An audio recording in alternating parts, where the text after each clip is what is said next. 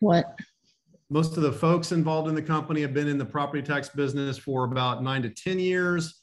And all of our tax agents that work with us have an average tenure of 17, 18 years. You had zero comment or interest in it. Hey, Tamara, can you mute yourself, please? Yeah. I did. I'm sorry. Cool. Thank you, Tamara. And so I'm here to talk. I don't have an official, like, formal presentation. What I've found in these situations at this moment in time, given the property tax rhetoric has gotten quite loud, is I'm going to share a couple of thoughts and updates on the property tax landscape so that we can get on the same page on a couple of key areas. And then, like Margie said, love lots of Q&A. It's the best way to make sure to get people's specific questions answered. So if I don't cover something that you're interested in my opening remarks, we're happy to dig in. So let me share a couple of pieces of good news first on the property tax front. So last year in the legislative session, Texas legislators passed a couple of important changes related to property taxes that you guys need to make sure you're aware of. The main ones are related to exemptions, and particularly the homestead exemption. So the one change that everybody ought to be pretty excited about is that in the past, the homestead exemption used to be a $25,000 coupon or credit on your tax value that would lower it each year. That coupon is getting raised from $25,000 to $40,000. So the legislature has approved that. The voters need to approve it, however, because it actually requires a constitutional change to the state constitution. So on May 7th, make sure if you vote, make sure everybody votes yes on the property tax propositions 1 and 2. So that's a great help this year in particular, with values going up how much they're going. So everybody that has a homestead exemption will get a $40,000 coupon or automatic reduction. The second change that's a little bit more complicated but very noteworthy is you do not have to wait anymore to file your homestead exemption. In the past, when you bought a home in a given tax year, you used to have to wait until the next January 1 year to file your homestead exemption. And that would basically delay the value of your exemption by 12 to 18 months. So the legislature has fixed that. You can now file your homestead exemption the day you move into your home. So for any of y'all that have clients who have bought homes in 2021 or 2022, they can file for that the day they move in, when they have their utility bills and all the stuff that you need to qualify for the homestead exemption. So that's a great change and improvement as well. What they're going to do is they are going to prorate the $40,000 coupon according to your move-in date. So if you move in on July 1st and that's your homestead exemption date, then you would get half a year of the coupon, so $20,000 for that tax year. And then the next tax year, you would get the full $40,000 coupon or credit. So that's really helpful to Texas homeowners. The one thing it doesn't do, and this is a bit of an area of confusion, is that acceleration of your ability to file the homestead exemption. It does not accelerate your homestead cap. So in order for your homestead cap to help you, you actually have to have the first year without the cap. So when you buy a home in 2022 and you file for your homestead exemption when you move in, 2022 is your base year, your foundation year for the cap. So it's only until 2023 that 10% homestead cap can actually help you. It won't help you in 2022. And that is going to be a very big disappointment and potentially a big sticker shock for a lot of homeowners later this year when they get their tax bills and they realize that that homestead cap is actually not helping them this year, because this is the first year of their homestead. So that's definitely a bit of an area of confusion for folks.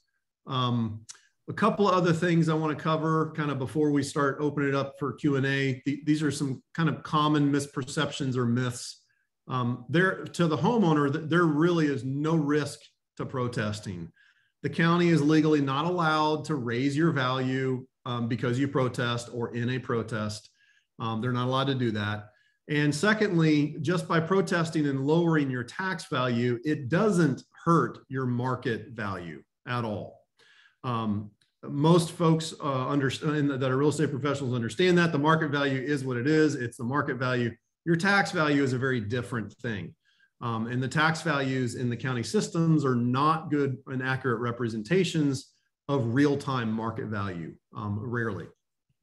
They're oftentimes close, but they're not exactly it. The other thing that we run into a lot with, in particular with real estate agents and real estate professionals that have access to MLS, we really discourage you from giving your homeowners raw sales comps or CMAs to fight their property taxes on their own. The reason we do this is it's really not a great property tax protest tool. And in effect, the homeowner is not only going into that conversation with not a great tool to argue, but they're also divulging a tremendous amount of very proprietary information about all their neighbors. And so it's really kind of a double whammy.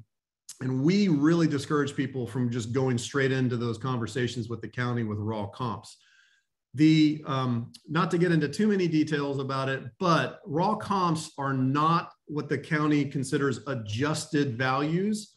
And that whole adjustment process to convert a raw comp to a viable tax comp is a very complicated process. It requires adjusting about, depending on the county, 40 to 50 or 60 different data items about the comp in order to make it a truly tax adjusted comp. And if you don't do that, you're not giving the county something that they can actually consume and use in your protest. And you're possibly giving them data that can hurt you or at least ruin your chances of getting any reduction. So we really discourage that. Instead of giving them raw comps or CMAs, we have designed a partner program for real estate professionals that makes it super easy for you to refer clients to us, where we bring in, for your clients, we will bring in all of the appropriate data related to sales and none of the inappropriate data related to sales in order to get them a great reduction on their home. So that's a really important thing. The last thing I'll mention that is either commonly misunderstood or candidly not even known is there's not only one argument you can make when protesting your property taxes. The sales argument, which requires some sales comps and adjustments and all that, that's the common one that people think about when trying to argue your property taxes lower. The one that's not commonly thought about is called the equity argument. And it's not the same thing as in terms of equity that I own in my home. Equity refers to equal and uniform. And it's an entirely different argument that a lot of people don't even know about and then therefore don't even make in their protest. And in years where sales are really strong, like now, sometimes those sales are probably not going to be very helpful to you lowering your tax value. So the only thing you really have a chance at is equity. And the only difference between sales and equity is in the sales world, we can only choose comps that are that have actually sold in the last year. On the equity side, we can actually choose any home in the neighborhood, even though it didn't sell. And we basically use those homes' county appraised value to argue that home's value lower. So it's a whole different argument people sometimes don't even know about, and they oftentimes don't pursue. But in this kind of a tax year, if you go in without that argument, you're going in not very well armed to be successful. So those are a couple things I wanted to mention in terms of updates, common misperceptions, and so forth. And I'm happy to open it up to questions. And Margie, if you have a few, if you want to kick off, we can start there. Or if you want to open it up, I'm all ears and available to help. I'll just I guess if you'll raise your hand. I see Stacy Bray. If you'll unmute yourself, if you'll just raise your hand and I'll call on you. It'll I think that'd Hey, be the Craig, easiest way to do it. I had protested on my house a number of years ago, and I went to a presentation where the tax, a tax group like yourself had given us really good steps in how to protest our taxes. So when you talk about the equity, what the tax office uses for comparables is not what you would think. And I've forgotten what the term is that we have to ask the tax office for. To get that data. Yes, because they use houses, and I would argue that what they used on my house was not an equity position compared to my house, but it is what the tax office used. So I went in and compared each of those houses on square foot, their views, etc. But I forget how you go about getting that list from them. Yeah, so that's a great question, Stacy. And so if you do protest yourself, the county will not provide you any of that information until you file your protest. Once you file your protest, they're supposed to make that information available to you so that you can review it, find the different ways that you want to try to counter it, and then be prepared for your protest. But what the county should provide you is a county sales grid and a county equity grid, okay? And those two things combined are often called an evidence package or county evidence. And so when they provide that to you, that's basically their underlying data that they used to determine the value for your home. And so you have to understand that how their system used the data, produced the data, resulted on those particular comps on the sales side, which is going to be a different set of comps than what you might see on the equity side. And then you got to start to try to pick apart their basis and find ways to improve it in your favor. One of the big part of this game really has to do with comp selection, okay? But you can't really select a good comp on either the sales or the equity side until you adjust every single comp. That's the part of the process that is really arduous, candidly. That's why we have computers that do all that. Okay, so when I had done this before, they did not freely give up that evidence package. They waited until I knew that I had to ask for it. So the question would be, how do we ask for it? Do we just ask them for the evidence package, or do we need to state some code or something? I can't remember how I did it. Yeah, no, that's a good question. And unfortunately, the answer to that question is going to vary widely by county. Some counties have online homeowner portal systems where you can either access it or request it. Other times you have to submit an information request to the county in order to get that data. They kind of treat it as very protected and proprietary because it does include some sales information about the comps used to value your home. So they have to protect it, but legally they're supposed to provide it to you. Greg, and thank you, Stacy, for the questions. Justin, would you like to unmute yourself and ask your question? Yeah. Hey, Craig, can you hear me okay? I can, Justin. Perfect. I just wanted, I'm writing down the terminology. So I had a similar situation to Kate, where the county only provided me with county sales comps and not the equity comps. Is there a third type of comp, or are those the only two types of comps that exist? Those are the only two types of comps that exist. And those are the only two arguments that Texas law allows you to make in an effort to try to reduce the tax value of your home. You can make an equity argument or a sales argument, or you can make both. And when you file your protest, it's always better to check both, just in case one doesn't work, you can go to the next one. And then second question, I'm trying to find the map, but in my neighborhood, like I'm in one district or area, I forgot what the term is. And I was trying to use comps it's on Lake Austin. So I was trying to use comps on like a house like 2 blocks away. And the county's argument was they negated my comp because that was in a different district, even though we were like 0.2 of a mile apart. Can the county just like, I feel like, you know, from a geographical standpoint, our houses were very, very similar, and that county wouldn't consider it. So my house is being valued by lakefront, like lake line, like water line access, and they were valuing my neighbor's house based off their overall acreage. And I'm just trying to like figure, like, can the county do that? Be like, oh, we can negate that whole property because it's in a different district, or what is the term for that area? It's oftentimes called a neighborhood code. Okay. And they have in that, when I mentioned that there's 30 to 40, sometimes 50 different data items about a comp or about a home that you have to adjust.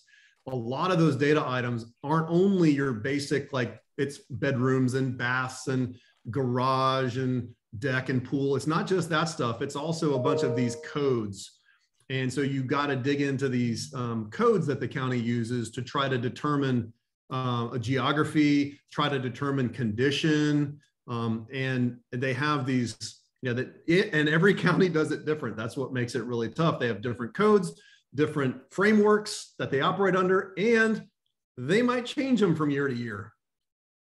And that's what gets really tough. And so you might get upgraded in one code, move to another geography in another code without even knowing until you dig in to all that. And, you know, look, the counties are, we've rarely found situations where the counties are actually being like nefarious, okay? The counties have a really tough job to do to try to value every single property in the county every single year. They often change stuff, they try to improve it, but because they don't have access to sales data and because they have arguably limited access to both data and technology, like they will constantly get stuff wrong. And so that's the whole purpose of protesting, is to call them on something when they get it wrong and fix it and save some money.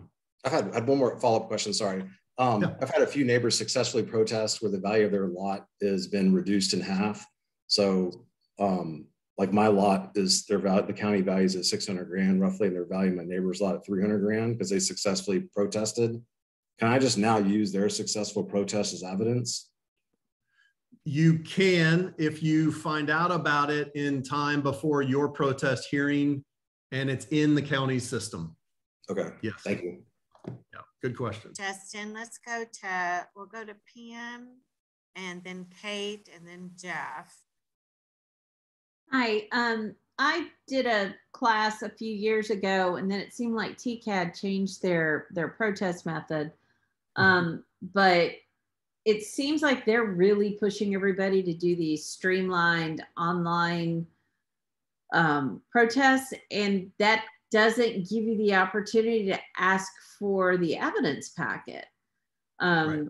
So that's, you used to, if you did a written protest, then there was a blank, I think it was a blank 4 or whatever, where you put in, you know, please send evidence packet. And I haven't protested mine in a couple of years since they made all their changes. So in the past, they said, you know, don't do the streamlined quickie online thing. You need to do the in-person so that you can get that streamlined evidence packet. Is that still true? And then regarding that cap, if you bought the property from someone that had Homestead on it, are you still in that Neverland kind of area for the few months that you own it, where they could jack it up over 10% before the following full year?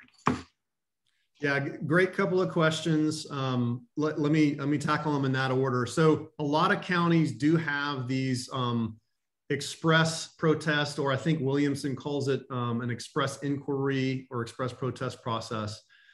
That's definitely very different than the full protest process, and I think they give you less information. Basically, if you think about practically, the counties, although again they have systems set up to try to serve homeowners that want to protest, the last thing that they actually want is thousands upon thousands of homeowners all walking in to protest their home.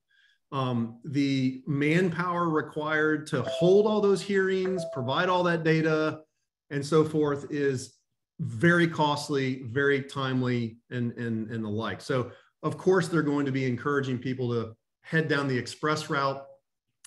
There are sometimes you can get kind of like they'll throw you a bone and give you a little reduction to kind of get you on your way, and then not have to deal with you in the formal process or the larger process where it's a little bit more intensive. But of course, it sounds like you're suggesting the results on that are going to be a little bit less, right? But if you're happy with that, you just want a little, whatever you can get easy, and that's fine for you, then okay. But you're definitely going to be leaving something on the table in more times than not. So we discourage people from pursuing that unless that's truly like that's all they care about, and that's fine. So on your second question, this is a really big problem and topic right now, because we have a lot of investors buying homes that are homestead exempt, that thought that they were going to get to keep the homestead exemption for 2022. And here's the important fact about exemptions that everybody needs to remember. Exemptions do not stay with the property. Exemptions are with the person. Okay, so when the person leaves the home in an ownership sense, all of their exemptions, whatever they had, are gone. Now, it may take the county a few weeks, in some cases many months, to update the exemption setup for that home after it transacts. And so some people get lulled into thinking or believing that, oh, well, I'm going to get to keep all these exemptions, even though they're not really for me. And at some point, the county will absolutely remove them. And so you definitely want to not protest because you think you're going to keep exemptions, when come August or September, those exemptions would, or earlier, those exemptions would go away. So that's a really good question on the exemption front. Thank you. You're welcome. Questions. Kate, you still have questions? No, mine was answered already, so I think it's Jeff now. Okay, Jeff, you ready? Hi. Isn't it part of the homestead allowance to limit your increases by 10%? Because ours went up 50-some%. Our home value doubled since last year. And I thought that was part of the homestead. It blocked it at 10%. Yeah, Jeff, that's a great question. Yeah, I'm up there with you. I'm facing a 62% increase in my home value this year. So this is another commonly misunderstood fact, but honestly, it's rooted in a lot of the complication of how Texas property taxes work. The county appraisal district, their sole responsibility is to appraise your home. And appraising your home means they have to find what they think is the market value for your home, okay? The 10% cap has nothing to do with your appraised value. The county is allowed to raise your appraised value really as much as you let them, okay? It's your assessed value, or the value that you're taxed on, that the county is not allowed to raise by more than 10% on a year-to-year basis. Okay. So let's just we can do a quick example. If you own a $500,000 home and it does have a homestead exemption on it and it has a cap, then next year, that $500,000 home can only be taxed on a $550,000 value. That's the most additional tax as a homeowner that you're going to pay on that home. But the county appraisal district absolutely has the right, and are actually legally required, to determine what the market value for your home is. So your home, your $500,000 home may literally have gone up to $1 million. And we're seeing that all over the place right now in Central Texas. Yeah. So you're gonna have an appraisal value of $1 million that you can fight if you want, and then an assessed value of 550. Okay. Now, a lot of people look at that situation and they go, well, I can't lower my appraised value down to my assessed value, and I'm not going to save any money. So why should I bother protesting? Well, here's why. 2 reasons. One is, by leaving your value up there at the high level the county gave you, you are effectively allowing them to lock in what?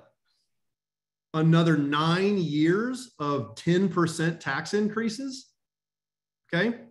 Yeah. Because so that's really doesn't do you any help by leaving your value up there. And if you protested or hire a firm like ours to knock the $1 million appraisal value, let's say we can get it to 800 or 850, right? 800. So we knocked you down $200,000, but we didn't save you any money this year. Okay. But what it does is it sets the county up to come back next year. And instead of, when they want to raise you 5% next year, instead of raising you 5% on $1 million, they're raising you 5% on $800,000. And so over time, it makes the most sense to protest every year to keep that downward pressure on your appraised value so that you end up with more years of lower assessed values and lower taxes. That's a lot. This is a big part that a lot of people don't understand. And unfortunately, a lot of our competitors have oversold this, you know, hire me now, don't pay us anything unless we save you money. And it's got everybody in the mindset that I only protest to save money. That's the main reason for protesting. But when you look at the bigger picture, it is not the only reason. And you can do yourself a great service as a homeowner in the long run for protesting every year, knowing that some years you're not going to save anything, but some years you will, and some years it could be a lot of money, especially if the market turns. Okay, I have one follow-up question, sir. Yeah. I know in most comps you're supposed to stay within your neighborhood, and then you can go up to a mile radius. But it just so happens next to our neighborhood, there's homes that naturally start probably 30% higher, and they use 4 or 5 of those in our comp. Yep. Now, officially, they're within 1 mile. In fact, they're building even more $1 million homes in another, probably within that mile. But fortunately, they're not done, so they couldn't use them. But we did get hit with like 5. Our neighborhood was built in 1985. You know, all newer, and yes, all the values doubled out here. But the fact that they're using this brand new neighborhood with higher home values is killing us. So we have a leg to stand on as far as arguing, correct? Say that one more time. We have a leg to stand on as far as arguing that point. You do, however, more so than absolute geography, like a mile radius, more so than that, what the counties typically do is they have their neighborhood codes.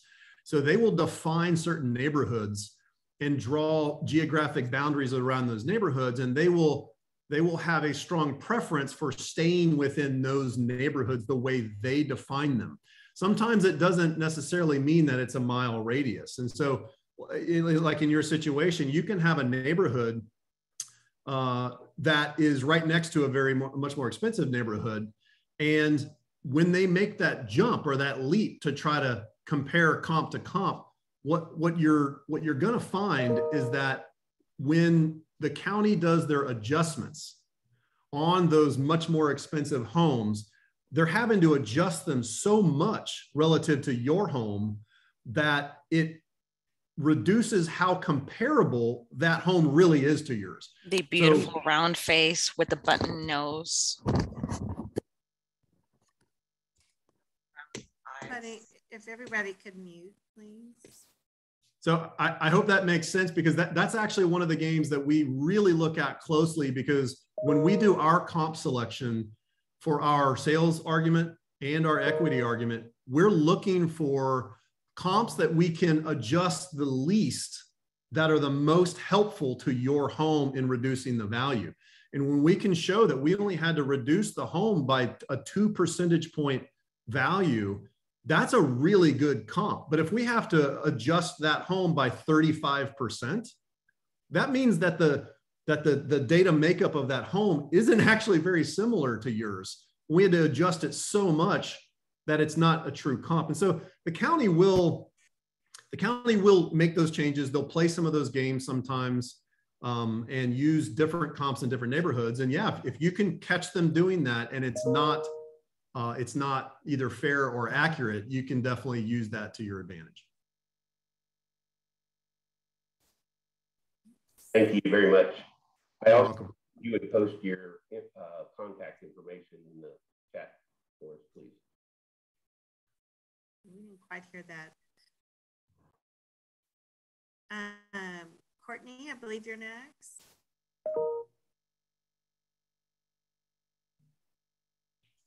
Hi. Hi, Courtney. I would like to ask what you charge for your services. And I'm wondering also for everyone on the call, will you give us any discount today for being on the call and for being realtors? I guess everyone's a realtor, I'm not sure, but wondering how much you charge. And when you go to argue for us, does that go into effect for this year, or does it seems like, does it start next year? Yeah, let me tackle the last question first, and then I'll come back to your first one. So that's another like kind of confusing part about property taxes. Here we are in April and May of 2022, trying to argue something to get reduced that we aren't even going to pay that bill until November.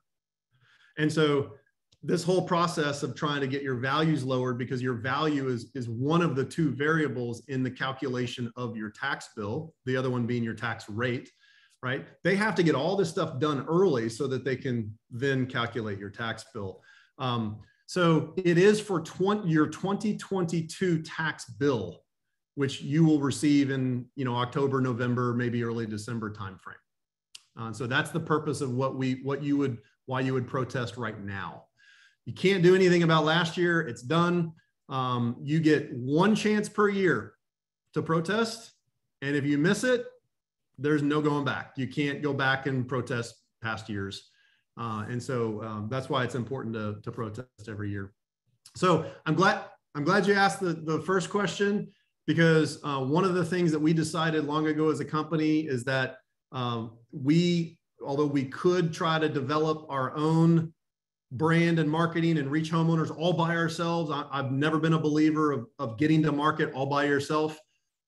You guys as real estate professionals have relationships with homeowners. You have the trust. You're trying to serve them in every which way possible, not just in the transaction, but in between transactions. And most people own their home, 5 to 7 years, and in between transactions, the biggest headache they deal with, typically in Texas at least, is property taxes. So we've created a partner program as part of our platform for real estate professionals to be able to sign up as a partner for free. And when you do that, you get a free referral link or referral page with some of your information on it that you can then share out. You can use yourself and also share out with your clients, who then can sign up their homes on your page that's on our platform. When they do that, they pay a 50% discount on the sign-up fee. So our regular fees, our standard fees, are already some of the best in the business. It's $30 per home and 30% of tax savings. And so, but if you guys sign up as a partner and share your partner link out, your clients only pay $15 to sign up for 2022. Next year, it'll go to the normal 30 and 30%. But the reason we're doing this is because there are so many homeowners that have never protested, don't know what it's about. They need to try it. They need a deal to understand how this all works, how it's beneficial for them. And that's what we're trying to offer. So you can sign up for that and get that and start using it today. Can you tell me the dates of, like, if we were to get some comps, are we talking January to December 2021 or January to December 2022 for the 2021? Okay. Sometimes the county will accept some comps from the first couple of months of the current year. So if you have one in January or if you have one in February, that's useful. Like, they will consider that, but they focus mostly on the previous calendar year. And one last question. Can you just confirm they can't raise it? It seems like I heard a rumor that someone said, oh, I went to protest and they raised my value. So is that true? Like, I'm in Travis County. Is that all county? It is. It's actually, so the reason those rumors still fly around is because there's a lot of folks that have been in the real estate business and own homes in Texas for a long time. And I think it's 7, 8, 9 years ago, the legislature changed that law Before then, you could end up getting raised in a protest. But the legislature changed that, and now the counties are not allowed to raise you in a protest. Yeah. Annette? Thank you. My question is on our, the information we got, we have assessed value and then we have the market value. Right now, I can tell the 10% increase on the assessed value. When you get ready for next year, will my next year value be set at the market value, or will it always stay with that assessed value and increase 10% this year and then more than likely whatever it is next year, and it'll follow at that assessed value? That's a good question, Annette. And so the county appraisal districts, remember, are responsible for appraising your home at market. And so when they sit down to appraise your home at market every year, they don't even pay attention to your assessed value. Okay, so we're taxed on our assessed value, but we want you all to help us argue both. So so legally you protest your market or appraised value. You don't go into a protest and try to argue your assessed value to start. You have to start by arguing against your appraised value, because that's what the county appraisal district is responsible for. They're not responsible for setting assessed values. But if you can't argue your appraised value to be lower than the assessed value you have, then you won't save any money. Okay. So usually, and the reason this is confusing this year in particular, because in most normal years in Texas, your appraised value equals your assessed value. So when your appraised go up, your assessed goes up, or when your appraised go down, your assessed goes down. But that's only if the assessed stays within that 10% range. Are the two values always equal? It's only in these years like this where the assessed value gets stuck lower because of the homestead cap that your appraised value goes through the roof. And now there's this disconnect. Okay. But you still go in and you still go in and protest your appraised value. You don't go argue your assessed value lower. They won't listen to you or appreciate you on that front, because that's not the game. That's not the way the game's played. Okay. Thank you. You're welcome. Let's see, Mark White. Hey, Craig, thanks for your time. Quick question on townhomes and condos. Since those are pretty, close to each other in terms of what the property looks like and all that, is it harder to fight those in regards to lowering everything because they're all pretty similar to each other? Yeah, that's a great question, Mark. Yes, that is generally the rule of thumb, because condos and townhomes are arguably like so similar with only a few differences, maybe being an extra bedroom or what have you. A lot of the finish outs are the same. The age obviously is the same. So from a comp standpoint, they're all really, really close comps. What we find in the condo townhome situation in the property tax protest business is sometimes the counties, if the county gets anything wrong on a condo or a townhome, they probably got it wrong on all of them. So it's kind of an all or nothing thing. Like either they gave everybody like a really fair value and they're all good, or they did something, they changed something or messed something up, and now everybody's out of whack. And so, but the problem is you don't know which given year they're going to change something or get something out of whack. So right. It's usually good to have somebody take a look every year just to make sure that there's nothing irresponsible or nefarious going on with that. Because when they do successfully change one thing on one of those properties, it does have a downstream impact on all the rest of them. Right. Yeah. Okay. Gotcha. So then in that case, it would still be fair to go ahead and get it checked out regardless. We think so, obviously. And then, this is our business, obviously, but you'd be shocked at how many times we get homeowners that chat in and say, well, I think I got a fair value. I know I can sell my home for more than this. I'm just not sure what to do. And we encourage them to go ahead and protest because the percentage of success that we actually have with those homes is way bigger than you would expect. Right. Even a fair value below market, right? That's the sales idea. A fair value below market doesn't mean it's not unequal and uniform. Mm-hmm. So you could have a below market value, which you would be happy about from a tax standpoint, but it could still be unfairly and unequally valued on the equity argument side. So we could knock it lower. Got it. Okay, cool. Thank you so much. You're welcome. Let me look at the box real quick. There's a question from Carrie. What recourse do you have if the county refuses to provide the evidence package? Well, that's a good question. We typically don't run into this very often. The counties, so by law, the Freedom of Information Act in Texas requires counties to deliver you requested evidence. Anybody of the public in the public domain can request data and evidence, and they have to deliver it to you within 14 days. I mean, that's by law. Now, but you would have to file an official Freedom of Information request with the county, which anybody can do. We do this all the time with counties because that's one of the only ways we can get the data. But if they don't give it to you when you either email or ask politely or nicely, then that would be really your only recourse. Okay, and we've got several questions about the difference between sales and equity impact. On the grids, yeah.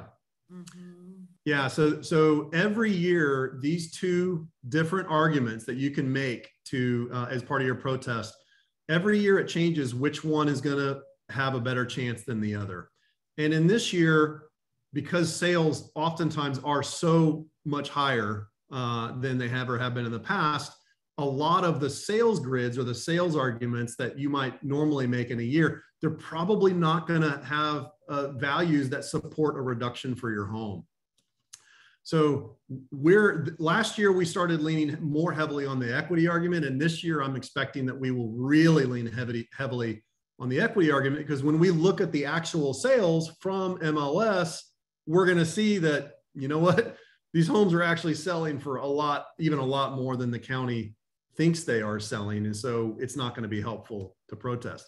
Now, that said, I'm glad this came up because there's a couple of things that are really important to remember. There's two different types of homeowners this year in particular that it's extra critical that they protest. The first one is the homeowner that bought a home in 2021 or 2022, okay? The reason it's important for that homeowner to protest is because the county doesn't know what the transaction went down at, so they have to guess. And they typically guess high and they typically guess wrong. The other homeowner that is really important for them to protest is the homeowner that bought a new build. We have a lot of new construction going on in Texas right now.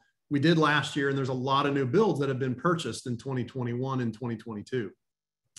Not only does the county not know what price that home transacted at, they don't actually know all the particular details about the setup of that home. Is it 4-bed or 2.5 bath? Or did they make it a 3-bath before they finished the home? All of those questions about the particulars of the home, the county typically has to guess. And again, they will guess sometimes wrong and guess sometimes high. And so we oftentimes have to go in and correct a square footage number, remove a bathroom, change it from a 3-car garage to a 2-car garage, take away a deck, or whatever the case may be. There's a lot of data unknowns that need to be fixed in addition to just the basics of the value. Thanks. Let's see. Well, real quick, we just got a few more minutes. If Melinda, Victoria, Jeff, and I think this probably will only have a chance for that. If you would put your questions, if you have any more questions in the chat, then I will make sure Craig gets them and we get them answered for you. Yeah, And we did I see a couple questions regarding timing. I can tackle those real quick. So the counties are supposed to provide you your appraisal notices sometime in April or May. There's actually no deadline in which they have to provide you those notices. But once you receive the notice, they are required to give you 30 days to decide whether or not to file a protest. So you only have 30 days to make that decision after you receive that notice. After you decide to protest or hire a firm like ours, it can take up to 2 or 3 months to get protest results. And the difference that we've found is that some firms, even some firms in our business, they try to pursue a similar kind of express route to try to get stuff done, and they can get stuff done pretty quickly. We kind of go the extra mile and pursue all the opportunities for every home every year. And so it typically takes us 2 or 3 months after we file the protest before we have results. So it takes some time because we're doing it right. Let's see, Melinda. Hey there, can you hear me? Yes. Yes. Yes. So, hi, how are you? We own ag land. We own a ranch and we live on the ranch. And I'm inexperienced at all this, but I'm just bound and determined to try to protest and get something done. But when I get on the tax rolls and look at surrounding ranch land, it appears that either they've done something different than me or better than me, because they're getting a higher, what would you call it, reduction on their ag land than I am. I have an ag exemption, but for some reason it's not as high as theirs. Is there something I can do in the protest to help that? Yeah, ag is a very specialized area of property tax for sure. We do have some professionals that do ag. We don't make it a regular practice of our business, but depending on which county your property is in, we probably can help you with that. But the county treats the ag land completely different than like your home and your normal lot. Sometimes they'll even separate it out into 2 different parcel IDs. Sometimes they'll leave it together, but it is definitely a whole different specialized area of property tax. And so it would be good to have somebody review your ag setup and make sure everything is working the way it should. And also, just to slip this little question in there as well, we also have a business on our property. We a couple of years ago opened an RV park, and of course that skyrocketed this year in appraised value. Can I go on and protest that just like I would my home? Yes. Yep. You can. Okay. And if we hire you, what does that look like? Do you just give us the info to go to the protest meeting, to the hearing, or does someone go with us? I know you probably don't have the manpower for that, but. No, well, we actually have the manpower to handle everything for you. And a matter of fact, so when a homeowner goes in to protest, they're treated, they're put on a different path than we are as professionals. And so we handle the path that we're on. We end up handling everything for you. You don't have to join us. You don't review the data with us. Like, our professionals go in and handle everything and then report back the results when it's done. So that's a good question for sure. Do the counties view that any differently if we've hired a professional versus us going in personally? It depends on the appraiser that you get assigned. Okay. Yeah. So basically we turn in the paper that says we want to protest, and then we wait until we can gather all our info. We don't have to present any info until we've told them we want to protest, correct? That's right. As a matter of fact, that some people think when they file their protest that they have to provide all the information. That's not the purpose of filing the protest. The filing of the protest is just to notify the county that you're going to protest. Okay. So when we file our protest, we don't send the county any information whatsoever. We just send them the letter that says, we're going to protest this home. Yeah. Okay. And so, and that's a good kind of segue into a really important point for us is that one of the things we cannot do is we cannot help the homeowner that already filed a protest. Because the county sends that homeowner on a certain path, a certain schedule and time frame, hearing dates, and all that good stuff. And so, but when we file the protest for the homeowner, they put us on a different path. And those two paths are not conjoinable. And so it's really frustrating for us because we have a lot of homeowners that file a protest and realize that they got in over their head. They don't really want to deal with this. They want to hire a professional. And unfortunately, we can't help them because those two paths don't necessarily cross very easily. Wow. Gotcha. Thank you. Yeah. So do you need to sign up with your company through the website before you request the protest? Yes, and even further, don't request a protest at all. Okay. Let us do that. Don't file the express protest. Don't file any of the paperwork to file a protest. Some people get really nervous about this and they're like, well, the deadline's coming. You haven't filed yet. We don't miss deadlines. This is like our whole business. And so we file everything before the deadline. The county knows what we're doing. They know we're going to come in with a very large number of homes. We get it all done by the deadline. And so we need to do that for you in order to get you and your home on our kind of tax professional path, as opposed to the homeowner path. Is there any way, if you haven't heard back about requesting a protest through email, if we could just send it to you and then have you take it from there? It all depends on if you've actually filed, because remember, you get one shot per year to file an official protest. Okay. So if you've already filed, but you haven't gotten a date yet, then unfortunately that's still too late. If it's just more of a conversation you're having with the county and you haven't officially filed a protest, then we can still help. Okay. Craig, there's a good question about the actual, should we use the date of notice on a 2022 notice of appraised value? For example, hers was April 18, 2022. Is it 30 days? Yeah. That's so on the notice of appraisals, it'll have a date of notice, but somewhere on that will also should be an actual deadline.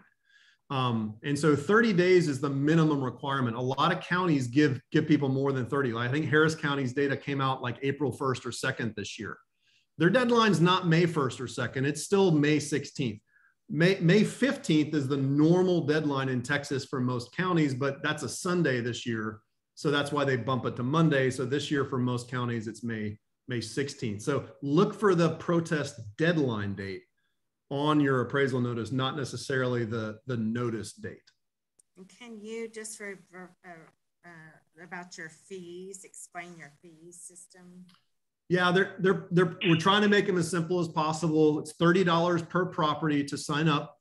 And then if we reduce your actual tax bill, not just your value, but if we reduce your tax bill, then we ask you to share 30% of the tax savings with us and you keep 70%.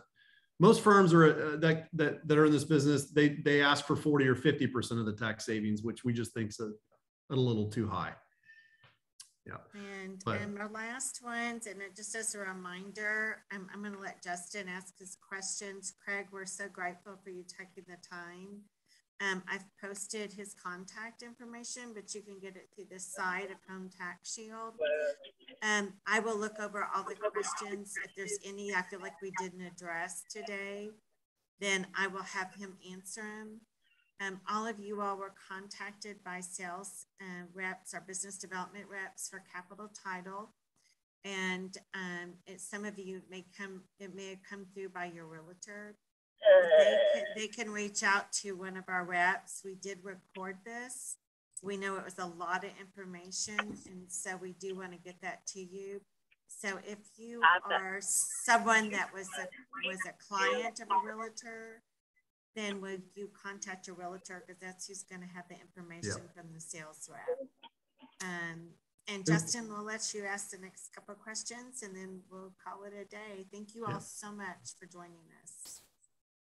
Hey, Craig, really appreciate this. You were using a term earlier, assessed value. And I'm looking on the county's website for my house, and I just see the land market value, improvement value, appraised value, and net appraised. Net appraised, yep. Is assessed value and net appraised the same thing? It is. And yeah, welcome to Texas counties that decide to make up their own terms to mean something. Harris County uses market and appraised. They don't use assessed. Most other counties use assessed. It's very confusing, and I'll apologize for the whole property tax industry because like they just trip over themselves to make it more confusing. But yes, net appraised in Travis County means the same thing as assessed. Okay, and I haven't received the letter in the mail that I normally get, and I'm out of town through the month of May, basically. And you're saying the deadline in Travis County is May 15th to file for the protest? 16th. Can I file that online? Yes. Yes. Well, on Travis County's website, you could file. There is an online file process that they have for homeowners. Okay. Except for Craig, were you not saying that if he wants help, that he should go through you? He doesn't even. Yes. Yeah. So I just wanted to clarify that nobody needs to protest or sign anything. If you want Craig to do it for you, then you don't have to do anything online or through that letter. He will take care of it, but you got to make sure he has the information. Yeah, so we just need you to sign up by May 16th in order to be able to file your protest by the deadline. Yeah, I'm just trying to make a determination of like, I've protested in the past. I know kind of how much money I can save going at it by myself with my limited resources. And so I'm trying to measure the value that you'd bring to me, because I think you can get a better test than I can on my own. And then I got to pay you a fee. So right. Well, and oftentimes, like, if you have experience doing this, an effective protester, like we will oftentimes do better, but to be candid, like we're not going to deliver like a ginormously better outcome. I think the way that I try to encourage people to look at it is that, do you want to spend your time doing this? Some people love it. They eat it up. Like it's a game. And I totally get it. I mean, I kind of love it. It's a game. It's fun. But for 30%, to let a professional take it so you don't have to worry about it is, my opinion, it's well worth it. That's a super fair deal. But if you want to do it and go after it, and you've got some of the data chops and you want to have fun dealing with the county, more power to you, brother. I don't want to, but at the same time, I also want to like stick it to the county. There's a sense of satisfaction I get. I had one last question. So I'm buying a lot in my neighborhood, and my construction cost is roughly going to be like $1 million.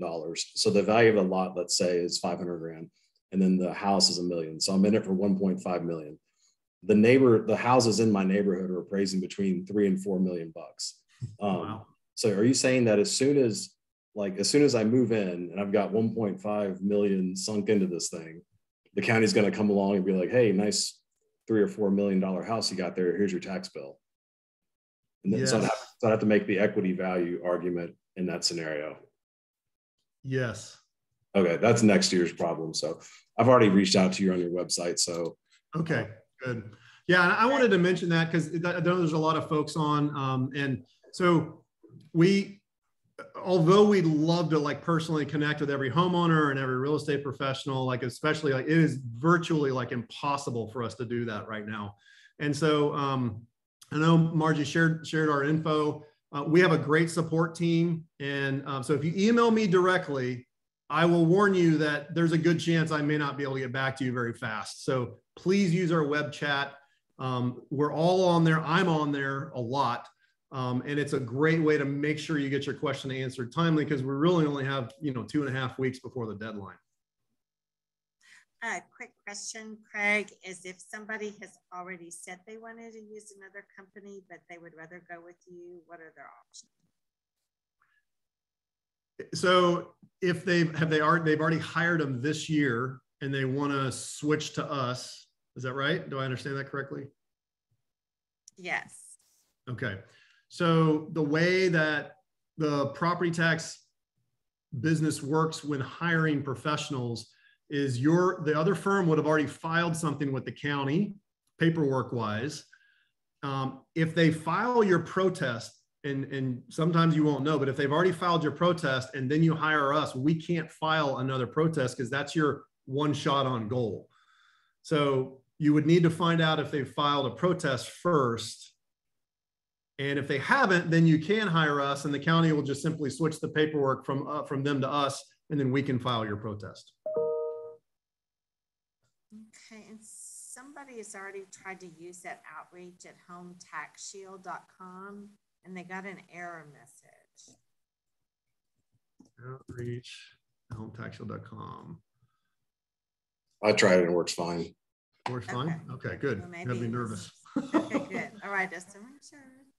All right, thank you, everybody. Craig, again, thank you so much. You're welcome. Appreciate it, Margie. It's great to connect with everyone and, you know, help your homeowners get a little bit informed. I think the only other thing I'd leave y'all with is you guys are real estate experts. Don't expect yourself to be a property tax expert, like know enough about property taxes to inform your homeowners and guide them and direct them. But we're here to help answer the complicated questions that you don't feel comfortable with. That's why we're here. That's why we want to partner with you. So. Wonderful. Thank you. Thank you all so much. Have a blessed day. Thanks so much, Jeff. Thanks, Greg. Take care. Thanks.